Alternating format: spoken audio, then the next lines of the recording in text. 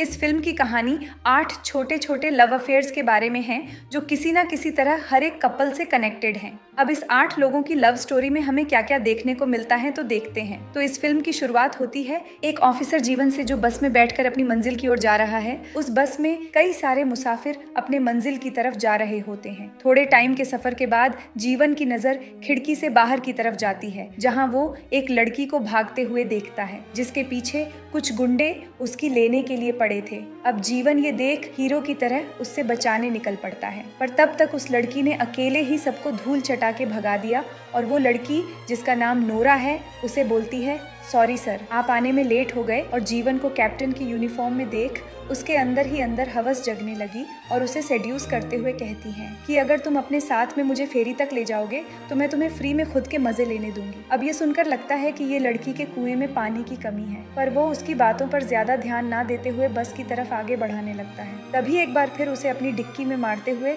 उसे उकसाने लगती है। तो जीवन समझ जाता है इसकी खदान में ज्यादा ही आग लगी है। फिर वो उसकी आग को शांत करने के लिए उसके पीछे भागने लगता है। तो नोरा अपनी फतेही को खोल के भागने लगती है और दोनों भागते भागते एक सस्ते ओयो रूम के यहाँ पहुंच जाते हैं, जहाँ जीवन नोरा की जीवन रेखा को खराब कर देता है और उसकी खदान में पानी डाल आग बुझा देता है। मिशन कंप्लीट होने के बाद जीवन वहाँ से जाने लगता है। नोरा भी उसके साथ जाना चाहती थी, पर जीवन कहता है कि मैं अभी तुम्हें अपने साथ नहीं ले जा सकता। वो जाने लगता है। तब नोरा बोलती है कि जब तुम मुझे ले जा ही नहीं सकते थे तो मेरी नोरा में अपना पोरा डाल के मजे क्यों लिए। तब जीवन बोलता है कि मैं अपनी बीमार बहन से मिलने जा रहा हूँ तो तुम्हें बाद में लेके जाऊंगा, और भरोसा दिलाते हुए उसे अपना एक लॉकेट उसे देता है। नोरा को लॉकेट मिलने के बाद अलग ही खुशी हुई, मानो जैसे अब उसका पानी निकला हो। दूसरी तरफ मैरी नाम की एक नौकरानी को देखते हैं जो अपने ही मालिक का लेने के फिराक में थी।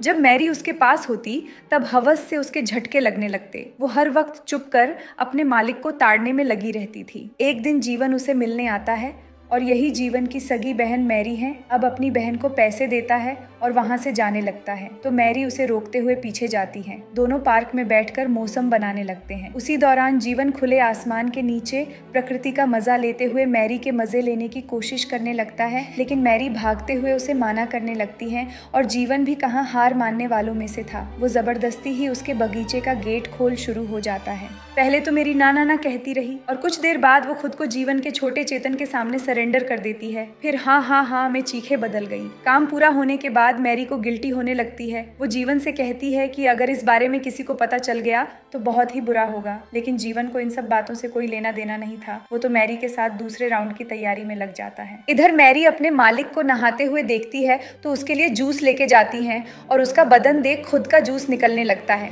मैरी अपने मालिक को देखने में इस कदर पागल की थी, अपने फोन से फोन लगा के मालिक का बदन देखा करती थी। एक दिन मैरी के मालिक डेविड को पट्रिजिया नाम की एक लेडी का पीछा करते हुए देखते हैं। वह हर जगह उसे लेडी का पीछा कर रहा था, चर्च, मार्केट, कॉफी शॉप, हर जगह। और थक हार कर घर लौटने के बाद डेविड सीधे नहाने चला जाता है और नहाने के तुरंत बाद डेविड को ऑरेंज जूस पीने की आदत थी और आज मैरी घर में कहीं भी दिखाई नहीं दे रही थी, इसलिए डेविड खुद उठकर किचन में जूस लेने जाता है और किचन में जाते ही सारी लड़कियां उसका बदन देख हक्की बक्की रह जाती हैं और वह देखता है कि घर की सारी नौकरानी दोपहर को होने वाले पार्टी की तैयारी में लगी हुई हैं। दोपहर की उस पार्टी में कई सारे मशहूर लोग आए हुए थे। उन्हीं में से एक लड़की पत्रिया जो कि अपने हस्बैंड जोसेफ के साथ वहां आई हुई थी। डेविड भी अपने 2 मेगापिक्सल वाले कैमरे से पत्रिया के लगातार फोटो खींचने में लगा हुआ था। ये देखकर जोसेफ को बड़ा अजीब लगता है। एक दिन मैरी डेविड के लिए जूस लेके जाने के लिए खुद को रेडी करती है और मैरी जूस देने जब उसके कमरे में जाती है तो डेविड उससे पूछता है कि क्या तुमने आज पेंटी नहीं पहनी है क्या।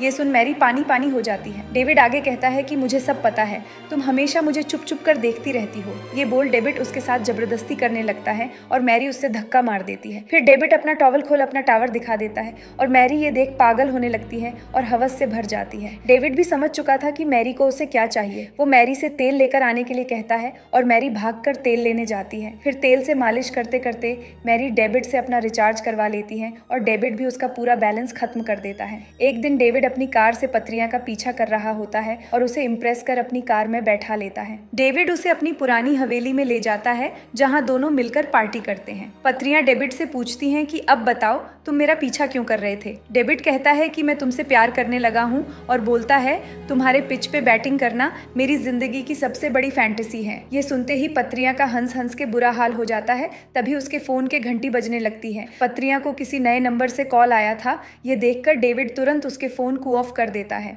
और बोलता है इसे बंद ही रखना, वरना तुम्हारा हस्बैंड तुम्हें ट्रेस करते हुए यहाँ पहुंच जाएगा। और अभी भी इधर पत्रियां की हंसी नहीं रुक रही थी। वो कहती है तब तो तुम रोज मेरे बारे में सोचकर हाथ गाड़ी चलाते होंगे। डेविड कहता है कि हाँ, मैं जब 9 साल का था तब से तुम्हें ही सोचकर हाथ गाड़ी चलाता करता था, क्योंकि तुम मेरी बचपन से फैंटेसी हो और मुझे यकीन नहीं होता है कि तुम मेरे ही सामने बैठी हुई हो। फिर पत्रियां से उसके यौन लाइफ के बारे में पूछता है तो पत्रियां बोलती है सब ठीक ठाक ही चल रहा है। तो डेविड कहता है कि झूठ मत बोलो, मुझे पता है कि तुम्हारे बुढ़े हस्बैंड का टॉवर कब का सिग्नल खो चुका है। डेविड से कहती है कि अच्छा तो तुम्हारा पप्पू काम करता है।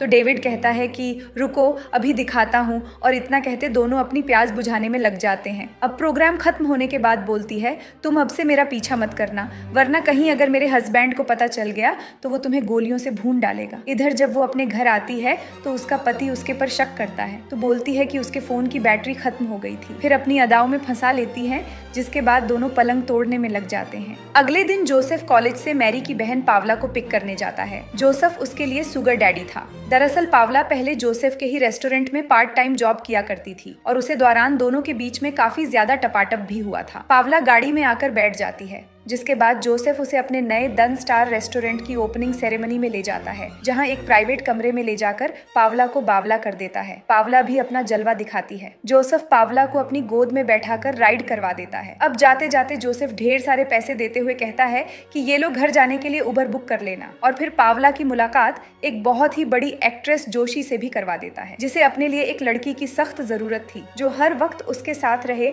जोशी पावला को अपने साथ ले जाती है और उसका लुक चेंज कर उसे ढेर सारी शॉपिंग भी करवाती है। पावला की लाइफ बिल्कुल बदल चुकी थी। जोशी के घर की मेड को देखकर उसे अपने पुराने दिन याद आते हैं, जब वह भी किसी के घर की नौकरी किया करती थी। शाम को जोशी पावला को क्लब में ले जाती है और बहुत ज्यादा ही ड्रिंक कर लेने की वजह से उसे घर ले आती है और जोशी नहाने लगती है। तब वो पावला को जबरदस्ती अपने साथ नहाने के लिए पूल में खींच लेती है, जिसके बाद जोशी उसके कपड़े खोल लेस्बियन वाला काम चालू कर देती है। अब जब पावला होश में आती है तब उसे जो सब उसके साथ हुआ उससे घिन आती है और उसके पास काम ना करने लिए बोलती हैं। और जोशी बोलती है कि ठीक है, तुम्हें अगर जाना है जाओ, लेकिन दोबारा यहाँ मत आना। पावला के लिए यह एक मुश्किल डिसीजन था और वो एक लेस्बियन बनकर नहीं रहना चाहती थी, इसीलिए वह जोशी से ब्रेकअप कर लेती है। वह अपने कार में बिठाकर उसे ड्रॉप करने जाती है। इधर हम फिर से नोरा को देखते हैं, जिसे हमने इस फिल्म की शुरुआत में नेवी ऑफिसर के साथ देखा था। इस बार भी कुछ लफंगे उसके पीछे पड़े हुए थे और नोरा अपनी जान बचाकर भाग रही थी। उसे जोशी की गाड़ी दिखाई देती है और वो उसमें जाकर बैठ जाती है। जोशी भी फटाफट से अपनी कार को लेकर वहाँ से निकल जाती है। अब ये देख पता चलता है कि जोशी ने इसके साथ भी रातें रंगीन की थी। अब इससे पहले कि नोरा की नींद खुल पाती,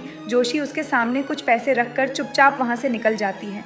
लेकिन तभी वहाँ नोरा आ जाती है और उसके पैसे लौटाते हुए कहती है कि कल रात को मुझे तुम्हारे साथ करके बहुत ज़्यादा मज़ा आया और उस हिसाब से मुझे तुम्हें पैसे देने चाहिए, बट अफसोस कि मेरे पास तुम्हें देने के लिए फूटी कौड़ी भी नहीं है। ये सुन दोनों फिर से एक दूसरे को किस करने लगते हैं और वहीं फिर से चालू हो जाते। और अब जोशी नोरा को अपने साथ लेके जाने लगती है। तभी वहाँ जीवन आ जाता है, क्योंकि उसने उसे प्रॉमिस किया था अपने साथ ले जाने लिए। ये देखकर जोशी को बहुत बुरा लगता है, क्योंकि उसने जैसे तैसे करके अपनी रातों को हसीन बनाने के लिए एक लड़की को फंसाया, वो भी हाथ से निकल गई। और फिर भी नोरा की खुशी को देखते हुए जोशी खुले मन से अलविदा कहकर उसी के साथ जाने के लिए परमिशन दे देती है और वो दोनों खुशी खुशी चले जाते हैं। अब अगले सीन में देखते गए कि जोसेफ को अपनी पत्नी की करतूतों के बारे में पता चल गया था, तो वो उसे गोली मार देता है। दूसरी साइड पावला रोती हुई अपनी बहन के पास आती है और उसे सब बताती है। दूसरी साइड डेविड को कॉल आता है कि जोसेफ ने पत्रियां को मार दिया। अब जब पावला उसके मालिक के लिए जूस लेके जाती है तो उसकी ही आंखों के सामने छत से कूदकर अपनी जान दे देता है। तो इसी के साथ हमारी मूवी खत्म होती है।